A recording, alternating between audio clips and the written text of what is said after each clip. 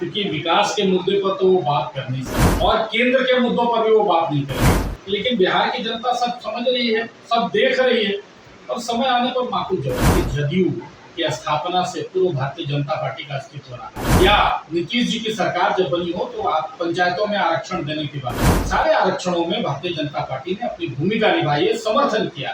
पिछड़ा आयोग को सबसे पहले संवैधानिक आयोग का दर्जा देने का काम जो है वो भारतीय जनता पार्टी ने ही किया था कि भारत के चाहे वैज्ञानिक हों चाहे श्रमिक हों, उनकी क्षमता पर कभी संदेह नहीं रहा।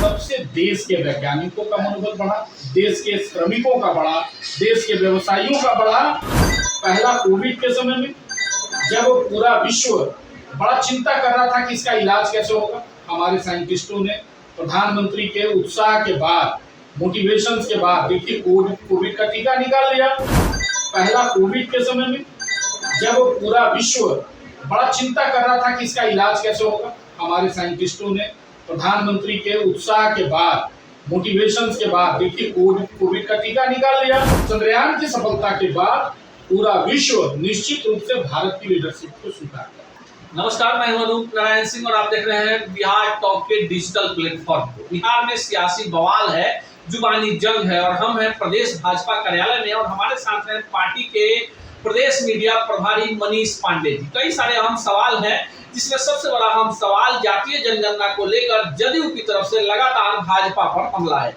इसी विषय पर इनसे बात करेंगे, क्यों जदयू लगातार भाजपा पर हमला कर रही है। देखिए अब उसके पास कुछ बचा नहीं, क्योंकि विकास के मुद्दे पर तो वो बात कर नहीं सकते। बिहार का पिछले 12 महीने में क्या स्थिति हुआ है, जैसा आप सभी लोग देख रहे हैं, बिहारवासी भी देख रहे हैं। इसलिए विकास के मुद्दों पर वो बात नहीं कर सकते हैं और केंद्र के मुद्दों पर भी वो बात नहीं करेंगे। प्रधानमंत्री नरेंद्र मोदी जी ने जो विकास किया उस पर भी वो बात नहीं करेंगे। तो उनके पास बात करने के लिए सिर्फ भाजपा है, तो करते हैं बात, लेकिन उनसे अच्छा ही है, महिमा मंडन तो भाजपा का ही हो रहा है, करें जितना कोसना है कोस ले। लेकिन बिहार की जनता सब समझ रही है, सब देख रही है और समय आने पर माकूल जवाब देंगे। सीधा आरोप है, जब प्रतिनिधिमंडल गया था तो आपके तरफ से जो पहला प्रतिनिधिमंडल गया था उस समय जनक राम जी आपके मंत्री थे और वो उस प्रतिनिधिमंडल में भाजपा की तरफ से गए थे। फिर जातीय जनगणना पर रोक लगता है और जदयू कहती है कि जो पर्दे के पीछे से पूरा खेल है भाजपा का है और इसलिए सुप्रीम कोर्ट तक भाजपा जो है अपने लोगों को खड़े करा रही है। देखिए यह बात तो स्पष्ट है कि जदयू की स्थापना से पूर्व भारतीय जनता पार्टी का अस्तित्व रहा है और 1900 आजादी के समय से हमारे नेता इन सारे संघीय ढांचा में अपना योगदान करते हैं।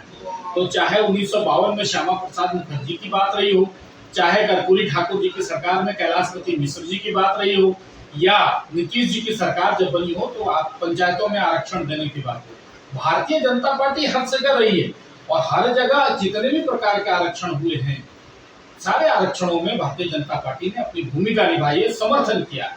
इसलिए जेडीयू के लोग आरक्षण पर क्या ज्ञान बांट रहे हैं यह भारतीय जनता पार्टी के लिए विषय नहीं है। पिछड़ा आयोग को सबसे पहले संवैधानिक आयोग का दर्जा देने का काम जो है वो भारतीय जनता पार्टी ने ही किया था और जब SC/ST एक्ट पर सुप्रीम कोर्ट ने अपने आदेश कुछ बदले थे तो उस पर भी उसको लागू कराने का काम भारतीय जनता पार्टी ने किया था, जबकि ये लोग भारतीय जनता पार्टी को सवर्णों का पार्टी कह के आरोप लगाते थे। तो ऐसे कई मुद्दे जब भी आए हैं तो भारतीय जनता पार्टी अपनी अग्नि परीक्षा में सफल हुई है। इसलिए जेडीयू के नेता को अपना आत्मचिंतन करना चाहिए कि पिछले 35 वर्षों से बिहार में ये लोग लगातार सत्ता में मजबूती से रहे, झंडा गाड़ कर रहे।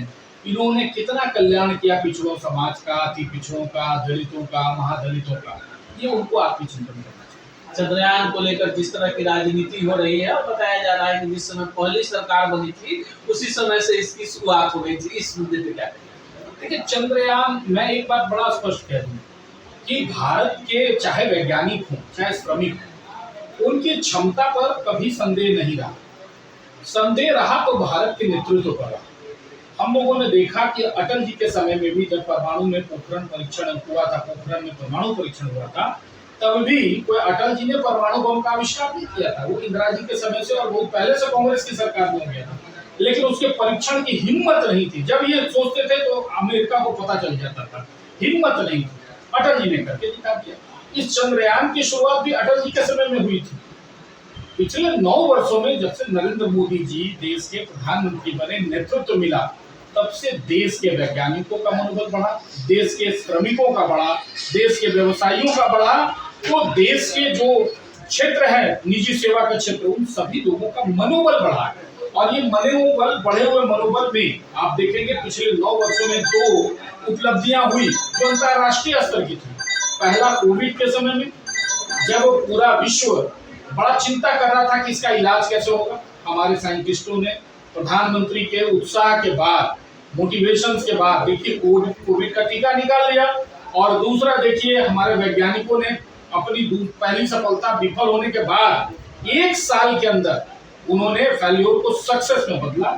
इसमें केंद्रीय नेतृत्व का उत्साहवर्धन है। एक्सपेरिमेंट का काम, रिसर्च का काम वैज्ञानिक का है, लेकिन उनको संसाधन जुटाना, उनका मोटिवेशन करना जो नरेंद्र मोदी जी ने किया, आज उसका परिणाम है कि भारत एक बार फिर से परम वैभव पर जा रहा है, विश्व गुरु बनने की स्थिति में है। और अब चंद्रयान की सफलता के बाद पूरा विश्व निश्चित रूप से भारत की लीडरशिप को स्वीकार कर। यह है मनीष पांडे जी, और इनका साफ मानना है कि जदयू मुद्दा विहीन पार्टी हो गई है और उसके पास बिहार की जनता के सवालों को झेलने की ताकत नहीं है। यही कारण है कि भाजपा के खिलाफ जन मुद्दे को लेकर अनर्गल प्रलाप कर रही है। चंद्रयान मिशन को लेकर इनका कहना है कि जिस तरह से पूर्व प्रधानमंत्री अटल बिहारी वाजपेयी ने पोखरण परीक्षण कर पूरी दुनिया को दिखाया कि भारत किसी से डरता नहीं है, उसी प्रकार पिछले 9 वर्षों से सभी क्षेत्रों में नरेंद्र मोदी जी के नेतृत्व में बेहतर काम हुआ और उसी का परिणाम है कि आज चांद तक भारत अपना यान भेजने में सफल हुआ और उसे सफलतापूर्वक लैंड भी करा चुका है।